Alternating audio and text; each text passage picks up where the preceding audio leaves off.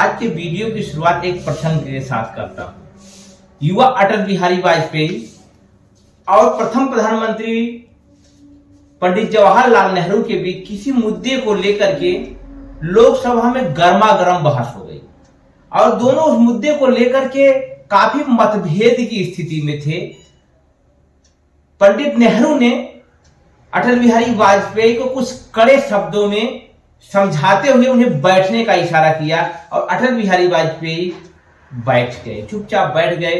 और उसके बाद शाम का नजारा आपको जान करके ताजुब होगा कि अटल बिहारी वाजपेयी अपने सांसद हॉस्टल में शाम का खाना बना रहे थे। उसी समय उनके पास खबर आती है कि भारत के प्रधानमंत्री आपसे मिलना चाहते हैं और तुरंत वह आपके हॉस्टल में आ रहे हैं। यह सुनकर के अटल बिहारी वाजपेयी को बहुत ही आश्चर्य हुआ। उन्होंने जल्दी जल्दी अपनी कमरे को व्यवस्थित किया और उसी बीच प्रधानमंत्री नेहरू आ गए। नेहरू जी ने कहा, सुना है अटल, तुम बहुत बेहतरीन चाय बनाते हो, मेरा मन आज तुम्हारे साथ चाय पीने का है। और उन्हीं चाय की चुस्कियों के बीच दिन की गर्माहट और दोनों के बीच जो गर्मा गर्म बहस हुई थी वह गायब हो जाती है।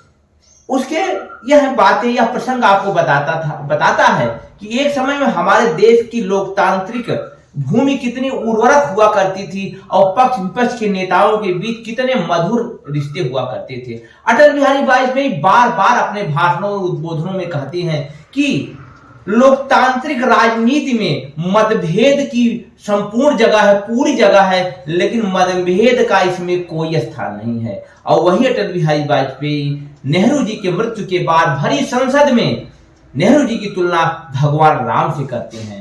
जब 1971 के युद्ध में बांग्लादेश नामक एक देश की उपज होती है, एक नया देश पैदा होता है, तो उस समय की प्रधानमंत्री इंदिरा गांधी को दुर्गा के नाम से संबोधित करते हैं। और उन्हीं इंदिरा गांधी के विरोध में जब भारत में आपातकाल लागू किया जाता है तो अटल बिहारी वाजपेयी पुरजोर तरीके से उसका विरोध करते हैं और उसका परिणाम से उन्हें जेल में भी जाना पड़ता है। इन्हीं सारे उदाहरणों और बात वर्तमान में पक्ष विपक्ष के बीच चल रहे संग्राम को लेकर के उपस्थित है आज की हमारी चर्चा। स्वागत, अभिनंदन, आभार स्वीकार करिए अपने दोस्त रसल रघुवंशी का। नमस्कार। हमारे डेमोक्रेटिक हिस्ट्री जो देश की है वह विभिन्न प्रकार के ऐसे असंख्य उदाहरणों से भरी पड़ी हुई है। जब विपक्ष में रहते हुए भी अटल बिहारी वाजपेयी को भारत सरकार की तरफ से एक प्रतिनिधि के रूप में संयुक्त राष्ट्र संघ में भेजा गया, यह अपने आप में अद्भुत उदाहरण, बहुत सारे ऐसे उदाहरण आपको मिल जाएंगे जब किसी विपक्ष के नेता की ज्यादा तबीयत खराब या स्वास्थ्य कारणों की वजह से उन्हें विदेशी दौरों में इसलिए शामिल कर लिया जाता था कि वह दूसरे देशों में जाकर के उत्कृष्ट किस्म का चिकित्सा प्राप्त कर सकेंगे। लेकिन वर्तमान की जब आप बात देखते हैं तो आपके समझ में आता है कि परिस्थितियां अब कुछ वैसी नहीं रही। आज सत्ता और प्रतिपक्ष के बीच जिस प्रकार से तलवारें खींच जाती हैं, छोटी छोटी बातों पर एक दूसरे के विरुद्ध एक स्तरहीन संवाद तक बातें पहुंच जाती है, या यूं कहा जाए कि संवाद ही हीनता की कंडीशन खड़ी हो जाती है। जिस मनभेद की बात अटल बिहारी वाजपेयी करते थे वह वर्तमान में आते आते मतभेद से बढ़कर के मनभेद में पहुंच गई है। हमारी वर्तमान की जो राजनीतिक व्यवस्था है, जो डेमोक्रेटिक व्यवस्था है, जिसमें पक्ष विपक्ष मिलकर के ही देश को चलाते हैं, यदि वर्तमान राजनीतिक सत्ताधारियों की बात की जाए, यदि उन्हें सत्ता प्राप्त करने के लिए 41% वोट भारतीय मतदाताओं द्वारा दिए गए तो हमें नहीं भूलना चाहिए तो 41% के अतिरिक्त जो वोट बनता है 59% वह प्रतिपक्ष के पास भी गया है। इसलिए यह बात इस तरफ इशारा करती है जब तक सत्ता पक्ष और प्रतिपक्ष आपस में सामंजस्य बना करके देश को आगे नहीं ले जाएंगे तब तक हम आपस में तू मैं करते रहेंगे और देश की प्रगति, देश का जो आगे बढ़ने की गति हो निश्चित रूप से प्रभावित होगी।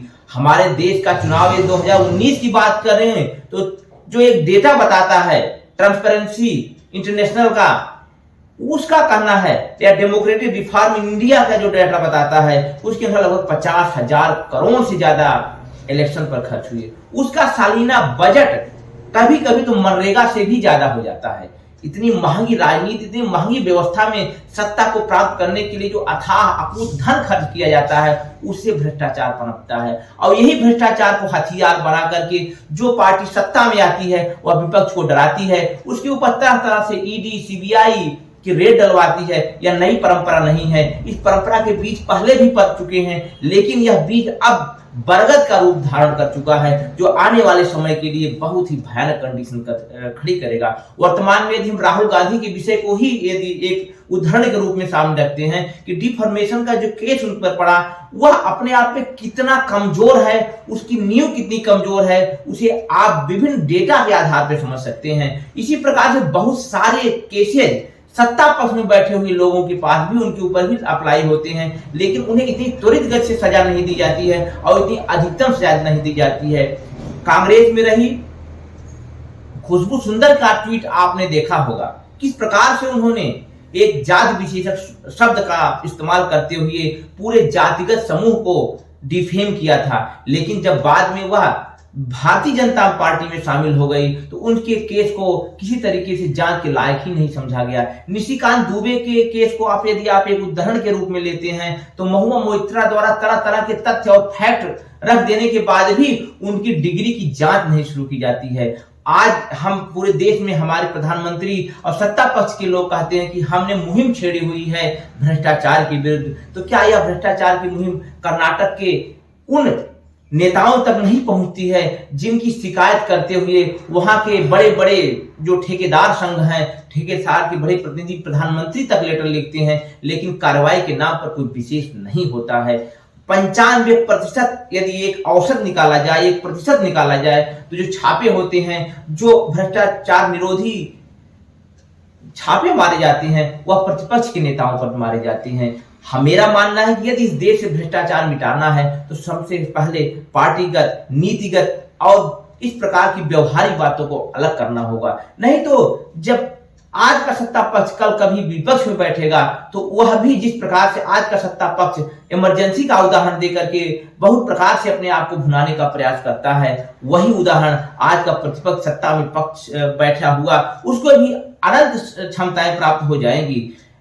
सत्ता उस समय के प्रतिपक्ष पर हमला करने के लिए हमें स्वस्थ परंपरा के लिए इस लोकतंत्र को आगे ले जाना होगा। और जिस देशद्रोह कानून की बात 1860 के कानून में अंग्रेजों ने भारतीय दंड संहिता में शामिल की, ब्रिटेन के लोगों ने शामिल की, 2009 में उसी ब्रिटेन में देशद्रोह कानून को हमेशा के लिए श्रद्धांजलि दे दी। और डिफॉर्मेशन केस या फिर जिसे मानहानि का केस कहा जाता है हिंदी में, उसे भी उसने नॉन क्रिमिनल या आपराधिक दंड के से बाहर कर दिया।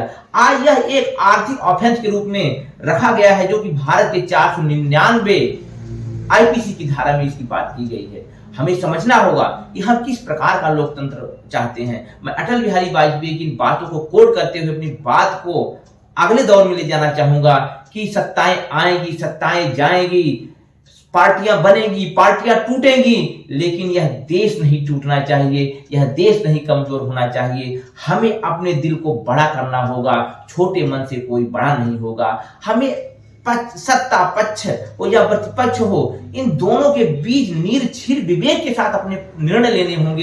एक भारतीय जागरूक नागरिक होने के नाते आपकी भी जिम्मेदारी है कि आप भी इस पता करने का प्रयास करें कि शिक्षा पर कितना पैसा व्यय किया जा रहा है, आपके स्वास्थ्य पर कितना पैसा व्यय किया जा रहा है।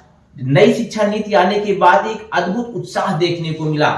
एक नई संचार इस नीति को जो मैंने पढ़ा तो मुझे लगा कि यह एक रिवोल्यूशनरी और एक क्रांतिकारी परिवर्तन है। आप इसकी तुलना यदि मैटेरियलिस्टिक रूप से करें तो मुझे मर्सिडीज कार जैसा लगा, लेकिन मर्सिडीज कार में यदि आप पेट्रोल नहीं डालेंगे तो मर्सिडीज कार नहीं चल पाएगी। और यह पेट्रोल रूपी जो हमारी जीडीपी का जो परसेंटेज है, जो 6% देने की बात की गई थी, वह आज तक नहीं दी जा रही है। हम बजट 23-24 में आ गए हैं। बजट 23-24 में आने के बाद हमने तो ये सोचा था कि कम से कम 6% शिक्षा पर व्यय किया जाएगा, लेकिन ऐसा नहीं हो रहा है। जब तक शिक्षा पर व्यय नहीं किया जाएगा, स्वास्थ्य पर नहीं व्यय किया जाएगा, इस देश में नागरिकों को भविष्य का लोकतांत्रिक नागरिक बनाने के लिए नहीं व्यय किया जाएगा, तब तक देश में एक लोकतांत्रिक व्यवस्था पैदा करना असंभव सी बात है। क्योंकि लोकतंत्र आपके लिए है, लोकतंत्र के मालिक आप हैं, लोकतंत्र के अगुवा आप हैं। तो आपको इन बातों को समझना होगा। मेरा सीधा संवाद आपसे है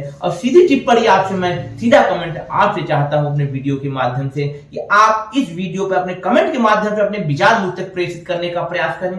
और साथ ही साथ इस वीडियो को अधिक से अधिक लोगों को तक साझा करें, जिससे यह बातें लोगों तक पहुंचे। जागरूकता से जुड़ी हुई इस चैनल को सब्सक्राइब करिए। इसी प्रकार से अन्य जानकारी भरे हुए वीडियो से जुड़ने के लिए विदा लेता हूं, इस उम्मीद के साथ शीघ्र ही आपसे फिर मुलाकात होगी। नमस्कार।